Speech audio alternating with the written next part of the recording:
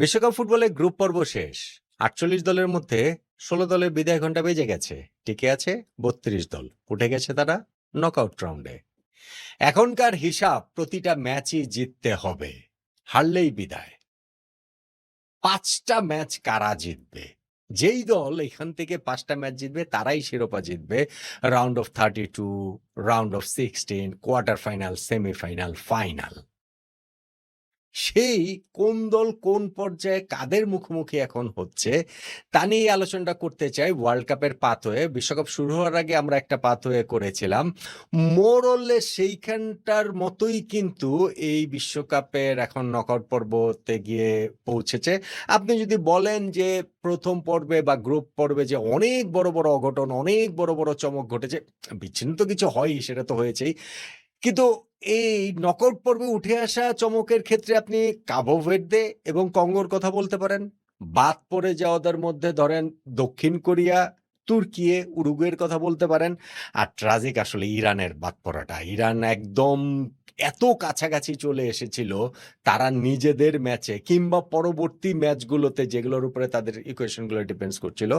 So ওইটা ইরানের জন্য আসলে খুব ট্রাজিক। এর বাইরে যে খুব বড় কোনো অঘটন ঘটেছে ওরকম ভাবে বলা যাবে না। সে যাই হোক, অঘটন সামনেও আরো ঘটতে পারে। বিশ্বকাপ তো সবসময় এই কাবো ভের্দের মতো গল্প তো অনেকেই আরো লিখতে পারেন। শেষ পর্যন্ত শিরোপা কোন দল জিতবে, এই পাথওয়েটা ধরেন ব্রাজিলের পাথওয়েটা কেমন, আর্জেন্টিনার পাথওয়েটা কেমন, ফ্রান্সের, স্পেনের, পর্তুগালের, সেইটা নিয়েই আপনাদের সঙ্গে এই আলোচনাটা একটু করতে চাই। এটা কিন্তু কোনো ফেভারিট র্যাঙ্কিং না। ফেভারিট র্যাঙ্কিং আলাদা করব, আপনারা সেটা জানেন। ধরেন হচ্ছে গিয়ে এই এখন ওয়ার্ল্ড কাপটা যেই পর্যায়ে আছে তাতে রাউন্ড অফ 16 এই ফ্রান্স জার্মানি মুখোমুখি হয়ে যাবে, পর্তুগাল স্পেন মুখোমুখি হয়ে যাবে। অর্থাৎ এই 4টা দলের মধ্যে 2টা দল কোয়ার্টার ফাইনালের আগে বাদ পড়ে যাবে। কোয়ার্টার ফাইনাল মানে টপ 8 এর আগে বাদ পড়ে যাবে। কিন্তু আপনি যদি ফেভারিট র্যাঙ্কিং করেন তাহলে কি এই দলগুলোকে সবগুলাকেই কি টপ 8 এর মধ্যে রাখবেন না, বা রাখাটা উচিত না? সো ফেভারিট র্যাঙ্কিং আমরা আলাদাভাবে করব। কিন্তু এখানে হচ্ছে গিয়ে পাথওয়েটা দেখতে চাই কোন দলের ক্ষেত্রে কেমন। আর্জেন্টিনার পাথওয়েটা অ্যাপারেন্টলি শুরুর অংশটা অন্ততপক্ষে আমার কাছে বেশ সহজই মনে হয়। ব্রাজিলেরটা কঠিন, পর্তুগালেরটা অসম্ভব রকমের কঠিন। বাকি ফ্রান্স, জার্মানি, স্পেন যাদেরটা যেরকম আছে সেটা আমি একটু বলি। এইটা সামনের ম্যাচগুলোতে আপনারা মিলিয়ে নিতে পারেন। ফেভারিট র্যাঙ্কিং আবার আলাদা করে করব। বিশ্বকাপে রাউন্ড অফ 32 তে যেই দলগুলো উঠেছে, জার্মানি, প্যারাগুয়ে, ফ্রান্স, সুইডেন, দক্ষিণ Africa, Canada, Netherlands, Morocco, Portugal, Croatia, Spain, Austria, যুক্তরাষ্ট্র, Bosnia, Belgium, Senegal, Brazil, Japan, Ivory Coast, Norway, Mexico, Ecuador, England, Congo, Argentina, Cabo Verde, Australia, মিশর, সুইজারল্যান্ড, আলজেরিয়া, কলম্বিয়া, ঘানা। এই 32টা দল উঠেছে knockout পর্বে। এখন round of 32 থেকে যদি আমরা শুরু করি কোন দল কাদের মুখোমুখি হবে এবং এখান থেকে সামনের পথ চলাটা কিরকম। ধরেন আমি লেফট সাইড থেকে বাম সাইড থেকে যদি শুরু করি, মানে একটা একটা করে পাথওয়ে যদি শুরু করি তাহলে কি দেখতে পাই। রাউন্ড অফ 32 তে জার্মানি খেলবে প্যারাগুয়ের সঙ্গে। জার্মানি তাদের লাস্ট ম্যাচটাতে হেরেই গিয়েছিল ইকুয়েডরের কাছে, কিন্তু ওই ম্যাচটা তাদের জন্য নকআউটে ওঠা না ওঠার ক্ষেত্রে অত গুরুত্বপূর্ণ ছিল না। আমি আসলে এইখানটাতে জার্মানিকে প্যারাগুয়ের তুলনায় 2 করে দেখছি। এই জায়গাটা থেকে জার্মানি যাবে বলেই আমার কাছে মনে হয়। ফ্রান্স আর সুইডেন আরেকটা ম্যাচে মুখোমুখি হবে রাউন্ড অফ 32 তে। ফ্রান্স তো গ্রুপ চ্যাম্পিয়ন হিসেবেই উঠেছে এবং 3 ম্যাচের মধ্যে তারা 3টাই জিতেছে। প্রতিটা ম্যাচেই তাদের খেলার উন্নতিটা হয়েছে। সুইডেন ওদিক দিয়ে হচ্ছে গিয়ে গ্রুপের 3য় হিসাবে, ওই যে গ্রুপ সেরা 3য় যে 8টা দল রয়েছে গ্রুপের 12টার মধ্যে তার একটা অংশ হিসেবে এসছে। আমার কাছে মনে হয় এই জায়গাটাতে আসলে কিলিয়ান এমবাপ্পে, ওসমান ডেম্বেলে, এই ফ্রান্স টু গুড সুইডেনের জন্য, তারাই এই জায়গাটা থেকে যাবে। দক্ষিণ আফ্রিকা, কানাডা রাউন্ড অফ 32 এর একটা ম্যাচ। টু সাম এক্সটেন্ট 2টাকেই একটু চমক বলতে পারেন। দক্ষিণ আফ্রিকার জন্য তো একটা বিরাট বড় অ্যাচিভমেন্ট। কানাডাও তারা নিজেদের host country, one of the host তারা খেলছে। আমি এই ম্যাচটা আসলে এনিবডিজ ম্যাচ, যে কেউ জিততে পারে। তবে হোস্ট কান্ট্রি হিসাবে আমি আসলে কানাডাকে একটুখানি এগিয়ে রাখছি। এই দক্ষিণ আফ্রিকার বিপক্ষে তারা জিতবে আমার মনে হয় রাউন্ড অফ 32 তে। এবং নেদারল্যান্ডস মরক্কোর যে ম্যাচটা রয়েছে এইটা আসলে এই রাউন্ড অফ 32 সবচেয়ে এক্সাইটিং ম্যাচ হয়ে যেতে পারে। যেইখানে নেদারল্যান্ডস, মরক্কো ২ টা দলেরই আসলে টুর্নামেন্টে অনেক দূর যাওয়ার সামর্থ্য আছে। মরক্কো যেভাবে শুরুটা করেছিল ব্রাজিলের বিপক্ষে তারা ড্র করেছে। আসলে এই ম্যাচটা তাদের জেতা উচিত ছিল। নট নেসেসারিলি পরের ২ টা ম্যাচেও তারা ওই একই রিদম ধরে রাখতে পেরেছে। On the other hand Netherlands কিন্তু বরং তারা ১ম ম্যাচে জাপানের সঙ্গে ড্র করার পরে পরের ২ টা ম্যাচে আরো অনেক ভালো খেলেছে। আমি এই জায়গাটাতে আসলে নেদারল্যান্ডসকে বিজয়ী দেখছি, কিন্তু খুব সহজেই মরক্কো এখানটাতে জিতে যেতে পারে। অন্য সাইডে এইখানটাকে হচ্ছে গিয়ে আমরা আচ্ছা এই সাইডের এইটা আসলে এক সাইড থেকে শেষ করে ফেলি। রাউন্ড অফ 32 এই সাইডের আরেকটা ম্যাচ রয়েছে Portugal versus Croatia. Portugal group runners up হয়েছে, যেই কারণে তারা এই পাশে পাথের চলে এসছে। তাদের কিন্তু ওই সাইডে থাকার কথা ছিল। লাস্ট ম্যাচটা কলম্বিয়ার সঙ্গে তাদের জিততেই হতো। অমন অবস্থায় তারা আসলে খুব বাজে একটা ম্যাচ খেলেছে। তারা প্রথম ম্যাচটা কঙ্গোর সাথে খুব বাজে খেলেছে, খালি উজবেকিস্তানের সাথে একটা ভালো ম্যাচ খেলেছে। সো ক্রোয়েশিয়ার বিপক্ষে ক্রোয়েশিয়া কিন্তু লুকা মদ্রিচের এই দল এখন একটু বুড়িয়ে যাওয়া দল, তবে ফুরিয়ে যাওয়া দল কিনা এটা একটা প্রশ্নের ব্যাপার। গত ২ টা ওয়ার্ল্ড কাপে কিন্তু তারা অ্যাটলিস্ট টপ 4 এ ছিল। ২০১৮ তে ফাইনাল খেলেছে, ২০২২ এ তারা সেমিফাইনাল খেলেছে ব্রাজিলকে হারিয়ে গতবার। পর্তুগাল ক্রোয়েশিয়া এইটাও আরেকটা নেদারল্যান্ডস মরক্কোর মতো খুবই এক্সাইটিং একটা ম্যাচ হবে রাউন্ড অফ 32 তে। কিন্তু আমি এই জায়গাটাতে ঠিক আছে, মনে হয় যে পর্তুগাল স্লাইটলি এগিয়ে থাকবে, জিতবে। পর্তুগাল এই জায়গাটাতে জিতবে। স্পেন অস্ট্রিয়া যে ম্যাচটা রয়েছে এইটাতে আসলে স্পেন জিতবেই। স্পেন যে আবার তাদের গ্রুপ পর্বে খুব ভালো খেলেছে সেটা বলা যাবে না। তারপর আমার কাছে মনে হয় যে অস্ট্রিয়ার জন্য স্পেন যথেষ্ট শক্তিশালী, যথেষ্ট বেশি শক্তিশালী। অস্ট্রিয়া এই জায়গায় স্পেনকে হারিয়ে অঘটন ঘটাবে বলে আমার কাছে মনে হয় না। হারাতে পারলে সেটা অঘটন হবে, কিন্তু আমি স্পেনকেই বিজয়ী দেখছি। যুক্তরাষ্ট্র বসনিয়া যে ম্যাচটা সেইখানটাতে Bosnia European team, tough team বটেই, কিন্তু যুক্তরাষ্ট্র কিন্তু তারা ওই হোম কান্ট্রিতে খেলছে, সেই সুবিধাটা রয়েছে। টুর্নামেন্টের শুরুটাও তারা খুব ভালো করেছে। ফলে আমি যুক্তরাষ্ট্রকে এই জায়গাটাতে এগিয়ে রাখছি। যুক্তরাষ্ট্র যাবে এবং বেলজিয়াম সেনেগাল এইটাও আর একটা খুব ভালো ম্যাচ হবে। সেনেগালে যে আফ্রিকার যে দলটি তারা কিন্তু চমকে দিতে পারে বেলজিয়ামকে। বেলজিয়ামকে তারা হারালে যে বিরাট বড় অঘটন হয়ে যাবে আমার কাছে সেটা মনে হয় না। বাট স্টিল আমি আসলে এই জায়গাটাতে বেলজিয়ামকে একটুখানি এগিয়ে রাখছি। বেলজিয়ামকে আমি রাউন্ড অফ 32 থেকে রাউন্ড অফ 16 এ দেখতে পাচ্ছি। এবার যদি আমরা অন্য পার্টটা একটু দেখি, সেই অন্য পার্টটা থেকে Brazil versus Japan. Good match, good match. Apparently Brazil এখানে ওভারওয়েলমিং ফেভারিট, কিন্তু এখনকার ব্রাজিলকে আসলে ঠিক ওভারওয়েলমিং ফেভারিট বলা যাবে না। জাপানের সঙ্গে সর্বশেষ যে ম্যাচটা ব্রাজিল খেলেছে কয়েক মাস আগে, ৮ মাস আগে, সেই ম্যাচটাতে কিন্তু জাপান জিতেছিল। ২-০ গোলে পিছিয়ে থাকার পরও জিতেছিল। তারপরও রাউন্ড অফ 32 থেকে আমি এই ব্রাজিলের বিদায় দেখছি না। তারা ১ম ম্যাচটা মরক্কোর সাথে বেশ বাজে খেলেছে। হাইতির বিপক্ষে আরেকটু ভালো খেলেছে। স্কটল্যান্ডের বিপক্ষে আরো ভালো খেলেছে। ফলে কার্লো আনচেলত্তির এই দল নেইমার দলের সঙ্গে এড হয়েছেন। লাস্ট ম্যাচটাতে শেষ দিকে গিয়ে কিছু সময় খেলেছেন। কার্লো আনচেলত্তির এই দল প্রতি ম্যাচে যে উন্নতির ধারায় রয়েছে। জাপানের সঙ্গে আমি আসলে ব্রাজিলের জয়টাই দেখছি। সহজ না হলেও জয় দেখছি। আইভরি কোস্ট ভার্সেস নরওয়ে, এটাও আরেকটা এক্সাইটিং ম্যাচ হবে। স্পেশালি আইভরি কোস্টের ডিয়ামন্ডে তো এই ওয়ার্ল্ড কাপের শেষেও তাকে নিয়ে হয়তো বড় ক্লাবগুলো কারাকারি পড়বে। আইভরি কোস্টের দল হিসেবেও তারা খুবই মানে ডাকাবুকো দল। বাট নরওয়ে লাস্ট ম্যাচটা তারা ফ্রান্সের বিপক্ষে ওই অনেক প্লেয়ারকে হালান-টালান সহ অনেককে বিশ্রাম দিয়ে খেলিয়েছে। ওই ম্যাচটা তারা ছেড়েই দিয়েছে এই অর্থে যে ঠিক আছে, শক্তি জমিয়ে রেখেছে নকআউট পর্বের জন্য। আমি আইভরি কোস্টের বিপক্ষে নরওয়েকে, হালান্ডের দলকে বিজয়ী দেখছি। মেক্সিকো ভার্সেস ইকুয়েডর, এটা আরো একটা দুর্দান্ত ম্যাচ হতে যাচ্ছে। মেক্সিকো গ্রুপ পর্বে ৩টা ম্যাচ শুধু জেতেই নি, তারা ৩ ম্যাচের মধ্যে ৩টাতেই ক্লিন শিট রেখেছিল, কোনো গোল পর্যন্ত খায়নি। Ecuador on the other hand, তাদের আসলে ওয়ার্ল্ড কাপের এই নকআউট পর্বে খেলবে এরকম কোনো অবস্থাই তাদের ছিল না। ২ ম্যাচ শেষে তাদের যাচ্ছে তাই অবস্থা ছিল। সেইখান থেকে তারা লাস্ট ম্যাচে জার্মানির বিপক্ষে জিতে এই নকআউট পর্বটা নিশ্চিত করেছে। এবং মেক্সিকো ইকুয়েডর ম্যাচে আমি ইকুয়েডরকে বিজয়ী দেখছি।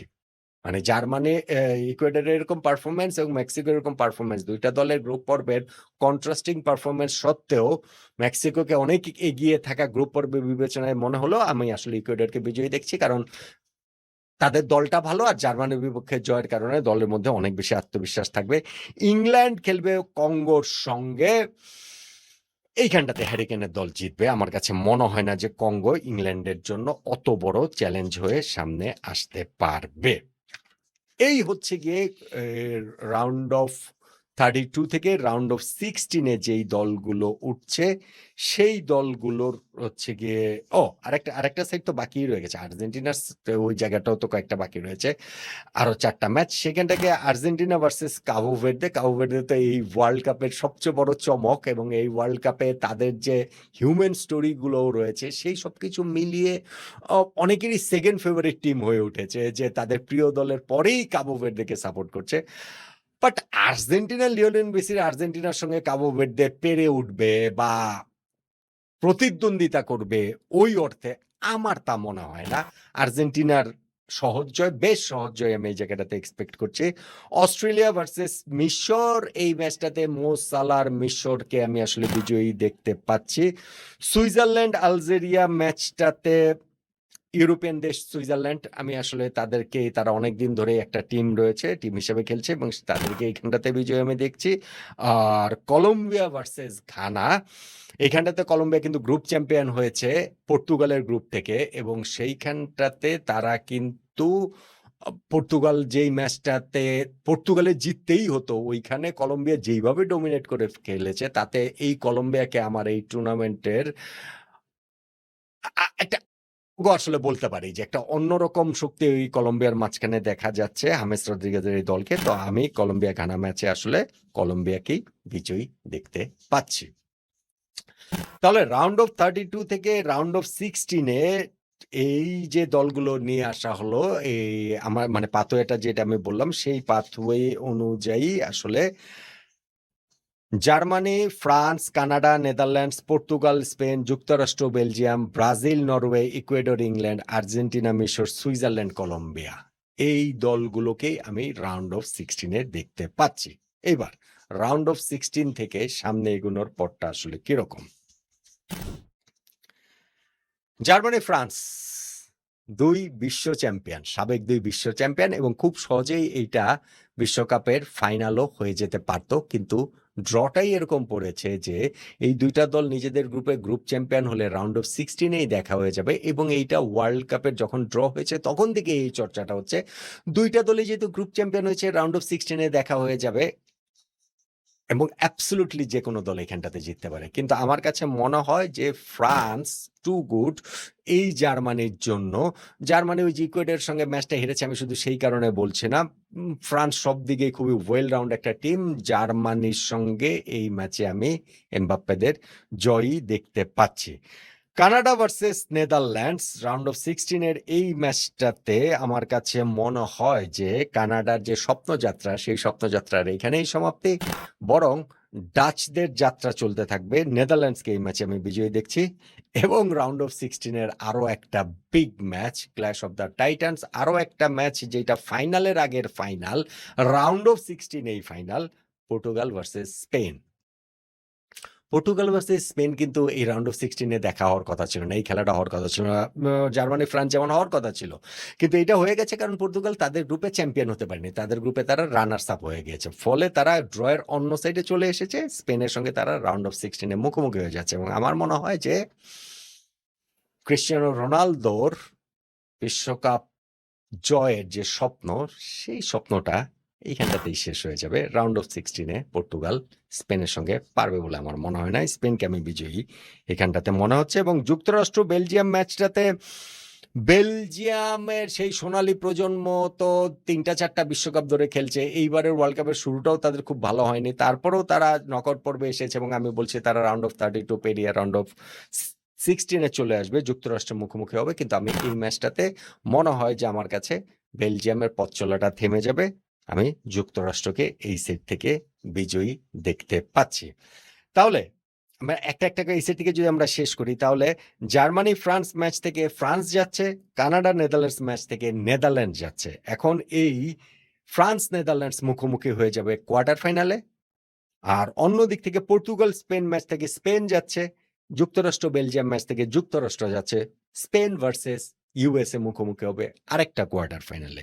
এই ২ টা কোয়ার্টার ফাইনালের বিজয়ী ফ্রান্স নেদারল্যান্ডস ম্যাচে দেন এগেইন যে কেউ জিততে পারে, অবশ্যই জিততে পারে। কিন্তু আমার কাছে মনে হয় যে ফ্রান্সকেই এই জায়গাটাতে আমি নেদারল্যান্ডসের তুলনাতে এগিয়ে রাখছি। নেদারল্যান্ডস যদি তাদের একেবারে মানে এই গেমটা খেলতে পারে এবং ফ্রান্সের যদি একটা ভীষণ অফ ডে যায়, সেই ক্ষেত্রেই কেবলমাত্র আমি নেদারল্যান্ডসের চান্স দেখি। তা না হলে ফ্রান্সই এই জায়গায় কোয়ার্টার ফাইনালে জিতে তারা সেমিফাইনালে চলে যাবে এবং স্পেন যুক্তরাষ্ট্র ম্যাচটাতে আমার মনে হয় যে যুক্তরাষ্ট্র হয়েছে তো, অনেক হয়েছে, যথেষ্ট হয়েছে। কোয়ার্টার ফাইনাল পর্যন্ত উঠে গেছে।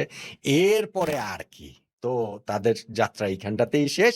স্পেন এই জায়গাটাতে উঠে যাচ্ছে সেমিফাইনালে, তার মানে এই সেট থেকে ফ্রান্স ভার্সেস স্পেন মুখোমুখি হবে। যেইটা আমি ওয়ার্ল্ড কাপ শুরু হওয়ার আগেই যে প্রেডিক্ট করেছিলাম এই সাইডের পাথওয়েটা, আমার কাছে এখনো ওইটাকেই মনে হয় যে সেমিফাইনালে ফ্রান্স ভার্সেস স্পেন মুখোমুখি হবে এবং সেইটা মুখোমুখি হলে দেন এগেইন আরো একটা ম্যাচ, ফাইনালের আগের ফাইনাল। দেন এগেইন আমি আবারও এই জায়গাটাতে ফ্রান্সকেই ব্যাক করছি। ফ্রান্স এই সাইড থেকে ফাইনালে উঠবে বলেই আমার কাছে মনে হয়। এইবার যদি আমরা ড্রয়ের অন্য সাইডটা দেখি, সেই সাইডটাতে আমরা কি দেখতে পাই? রাউন্ড অফ 16 থেকে বলি, মানে রাউন্ড অফ 32 থেকে কারা কারা বিজয় উঠবে সেটা তো আমরা বলেছি। রাউন্ড অফ 16 এ এই সাইডে ড্রয়ের ব্রাজিল ভার্সেস নরওয়ে। ব্রাজিলের জন্য জাপানের বাধা পেরোনোটা সহজ হবে না। যদি তারা পেরোতেও পারে, নরওয়ের বাধা পেরোনো হবে আরো বেশি কঠিন। ভীষণ, ভীষণ, ভীষণ রকমের কঠিন। ধরেন জাপানের সঙ্গে ব্রাজিলের ওই ম্যাচটাতে ব্রাজিলকে আমি যদি 65-35 এ এগিয়ে রাখি, তাহলে ব্রাজিল নরওয়ে এই ম্যাচটাতে ততদিনে ওয়ার্ল্ড কাপ ততদিনে হয়তোবা এতদূর যেতে মানে আরেকটা ম্যাচ যখন হয়ে যাবে তখন দলগুলোর অবস্থা আরো একটু অন্যরকম চেঞ্জ হতে পারে। কিন্তু স্টিল আমার কাছে তখনও মনে হবে যে ব্রাজিল হয়তো এগিয়ে থাকবে, কিন্তু সেইটা 60-40 তে হয়তোবা এগিয়ে থাকবে। তার মানে আরো একটু টাফ হবে। কিন্তু স্টিল আমি আসলে এখানে হালান্ডের এই নরওয়ের বিপক্ষে বিগ নেম ব্রাজিল নামের একটা ভাট্টার আছে না? সেই সবকিছু মিলিয়ে তাদেরকে এইখানটাতে আমি বিজয়ী দেখতে পাচ্ছি। ইকুয়েডর ইংল্যান্ড যেই ম্যাচটা, সেইখানটাতে আমার কাছে মনে হয় যে তত হ্যারি কেনের এই ইংল্যান্ড সেই ম্যাচটা জিতবে। আর্জেন্টিনার সহজ ড্রয়ের কথা বলছিলাম যে তারা রাউন্ড অফ 16 এ এইখানে তাদের মিশরের মুখোমুখি হচ্ছে বলে আমার পাতো এটা সেটা বলছে। আগের রাউন্ডে তারা কাবু ভের্দের সঙ্গে খেলেছে এবং অবভিয়াসলি এটা নিয়ে এত আলোচনা কিছু নেই। যতই মো সালাহ থাকুক, মিশরে এইবার প্রথমবারের মতো ওয়ার্ল্ড কাপে তারা নকআউট পর্বে এসেছে। ফলে রাউন্ড অফ 16 পর্যন্ত যেতে পারলেই তাদের জন্য এটা একটা বিরাট সাফল্য। আর্জেন্টিনা এই ম্যাচটা আমি আবারও একটা সহজ জয় এক্সপেক্ট করছি। সুইজারল্যান্ড কলম্বিয়া একটা ভেরি গুড ম্যাচ হবে বলে আমার কাছে মনে হয় এবং একেবারেই 50-50 ম্যাচ এবং সেই 50-50 ম্যাচটাতে কলম্বিয়া যেই ফুটবলটা খেলেছে পর্তুগালের বিপক্ষে, সেই ফুটবল খেলতে পারলে এইখানটাতে কলম্বিয়াকে আমি বিজয়ী দেখতে পাচ্ছি। তাহলে এই সাইড থেকে যদি আমি হিসাব করি, তাহলে কোয়ার্টার ফাইনালে ব্রাজিল নরওয়ে ম্যাচটাতে ব্রাজিল জিতছে, ইকুয়েডর ইংল্যান্ড ম্যাচটাতে ইংল্যান্ড জিতছে, ব্রাজিল ভার্সেস ইংল্যান্ড মুখোমুখি হচ্ছে। অন্য সাইড থেকে আর্জেন্টিনা মিশর ম্যাচে আর্জেন্টিনা, সুইজারল্যান্ড কলম্বিয়া ম্যাচে কলম্বিয়া, আর্জেন্টিনা কলম্বিয়া মুখোমুখি হচ্ছে 2টা কোয়ার্টার ফাইনালে।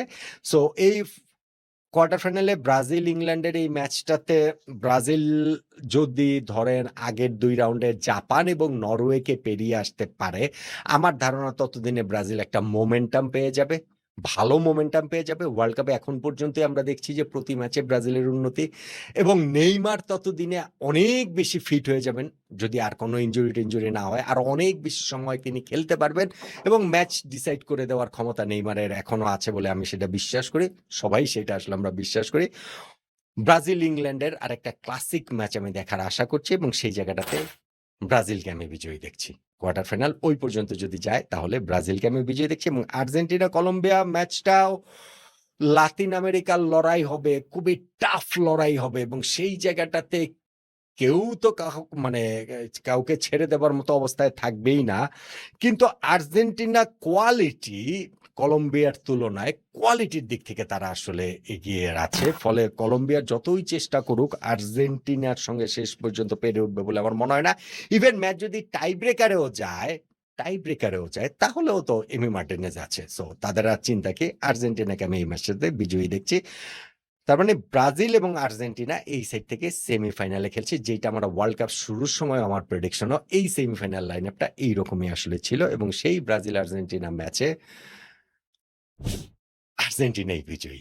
আমার মনে হয় না যে ব্রাজিল আসলে ওই যে আগের রাউন্ডের ম্যাচগুলো যতই তারা মোমেন্টাম ক্রিয়েট করুক, যতই তারা লাস্ট ম্যাচটাতে যদি ইভেন কোয়ার্টার ফাইনালে ইংল্যান্ডকেও হারাতে পারে, কিন্তু স্টিল আর্জেন্টিনার সামনে গিয়ে আর সাম্প্রতিক সময়ে আর্জেন্টিনার সামনে পড়লে ব্রাজিলের অবস্থা এমনিতেই জানি কেমন, কেমন হয়ে যায়। সো ওয়ার্ল্ড কাপের সেমিফাইনালে এই আর্জেন্টিনার সঙ্গে ব্রাজিল পেরে উঠবে বলে আমার কাছে মনে হয় না। আমার মনে হয় এই সাইড থেকে ব্রাজিলকে হারিয়ে আর্জেন্টিনাই ফাইনাল খেলবে। তার মানে ফাইনালে মুখোমুখি হবে ফ্রান্স ভার্সেস আর্জেন্টিনা, যেটা আমি ওয়ার্ল্ড কাপ শুরুতে প্রেডিকশনটা করেছিলাম। ফ্রান্স আর্জেন্টিনা যদি ফাইনালটা হয়, গত বিশ্বকাপের ফাইনালটার আবার রিম্যাচটা হবে। গত বিশ্বকাপের ফাইনালের রেজাল্টটাই কি আবার হবে কিনা, ফাইনালের বিজয়ীটা কে হবে। আমি যদি পুরো জিনিসটা আপনাকে আরো একবার একটু রিক্যাপ করে দিই, তাহলে রাউন্ড অফ 16 থেকে যদি আমি বলি, রাউন্ড অফ 32টা বলেছি, ওটা বললে অনেক বড় হয়ে যাবে। রাউন্ড অফ 16-এ জার্মানি ফ্রান্স ম্যাচে আমি ফ্রান্সকে বিজয়ী দেখছি, কানাডা নেদারল্যান্ডস ম্যাচে নেদারল্যান্ডসকে বিজয়ী দেখছি, ফ্রান্স নেদারল্যান্ডসের কোয়ার্টার ফাইনালের মধ্যে ফ্রান্সকে বিজয়ী দেখে সেমিফাইনালে তাদেরকে দেখছি। অন্য সেট থেকে পর্তুগাল স্পেন রাউন্ড অফ 16-এর মধ্যে স্পেন বিজয়ী, যুক্তরাষ্ট্র বেলজিয়ামের মধ্যে যুক্তরাষ্ট্র বিজয়ী, স্পেন যুক্তরাষ্ট্র কোয়ার্টার ফাইনালের মধ্যে স্পেন বিজয়ী। তার মানে ফ্রান্স স্পেন সেমিফাইনাল, এবং সেমিফাইনাল থেকে আমি ফ্রান্সকে দেখছি ফাইনালে। আর অন্য সাইড থেকে রাউন্ড অফ 16 থেকে যদি বলি, ব্রাজিল নরওয়ে ম্যাচে ব্রাজিল জিতে কোয়ার্টার ফাইনাল যাবে, ইকুয়েডরকে হারিয়ে ইংল্যান্ড কোয়ার্টার ফাইনাল যাবে, মিশরকে হারিয়ে আর্জেন্টিনা কোয়ার্টার ফাইনালে যাবে, এবং সুইজারল্যান্ডকে হারিয়ে কলম্বিয়া কোয়ার্টার ফাইনালে যাবে। ব্রাজিল ইংল্যান্ড কোয়ার্টার ফাইনালে ব্রাজিল জিতে সেমিফাইনালে যাবে, আর্জেন্টিনা ওদিকে কলম্বিয়াকে হারিয়ে সেমিফাইনালে যাবে। ব্রাজিল আর্জেন্টিনা যে সেমিফাইনাল, সেইখানটাতে ব্রাজিলকে হারিয়ে আর্জেন্টিনা ফাইনালে যাবে, ফ্রান্স ভার্সেস আর্জেন্টিনা ফাইনাল। এবং সেই ফাইনালটাতে যেকোনো কিছুই তো হতে পারে। ফাইনালে তো যেকোনো কিছু অবভিয়াসলি হতে পারে, এবং গতবারের ফাইনালটার কথা নিশ্চয়ই আমাদের মনে আছে, সেই হিরণ্ময় ফাইনাল, প্রবাবলি ওয়ার্ল্ড কাপ ইতিহাসের সর্বকালের সেরা ফাইনাল গতবার হয়েছে, যেখানটাতে শেষ আসে আর্জেন্টিনা হেসেছিল, শেষ আসে লিওনেল মেসি হেসেছিলেন। তবে এইবার আমার কাছে মনে হচ্ছে যে ফ্রান্স জিতবে। এইবারও আমি ফাইনালে ফ্রান্সকে বিজয়ী দেখছি। ওয়ার্ল্ড কাপ শুরু হওয়ার আগে আমার যে প্রেডিকশন ছিল, গ্রুপ পর্ব পেরিয়ে যাবার পরের এই নকআউট পর্ব শুরু হওয়ার সময়ও আমার প্রেডিকশন অ্যাবসলিউটলি সেম রয়েছে, অ্যাটলিস্ট 4 সেমিফাইনালিস্ট এবং ফাইনালিস্ট এবং বিজয়ীদের ক্ষেত্রে। এই জায়গাটাতে আমার প্রেডিকশনটা একই রয়েছে, এবং আমি মনে করি যে এই ফাইনালটা ফ্রান্স ভার্সেস আর্জেন্টিনা, ফাইনালটাতে ফ্রান্সই জিতবে। এই যে পাথওয়েটা দিলাম, আপনার প্রিয় দলের পাথওয়েটা আপনার কাছে কেমন মনে হলো? কতটা সহজ, কতটা কঠিন? এবং আমি যেই হিসাবটা করলাম, সেই হিসাব, ধরেন ওয়ার্ল্ড কাপ শুরু হওয়ার আগে যে হিসাবটা করেছিলাম, যেই পাথওয়েটা করেছিলাম, মোর অর লেস কিন্তু মোটামুটি মোটা দাগে যদি আপনি বলেন যে 70-80% কিন্তু আসলে মিলেছে, 80%ই মিলেছে। এখন যে আমি পাথওয়েটা করলাম, সেই পাথওয়ের আসলে কতটা মিলবে, কোন জায়গাটাতে আপনার কাছে মনে হয় যে না এটা অন্যরকম হতে পারে, আপনার মতামতটা জানাতে পারেন।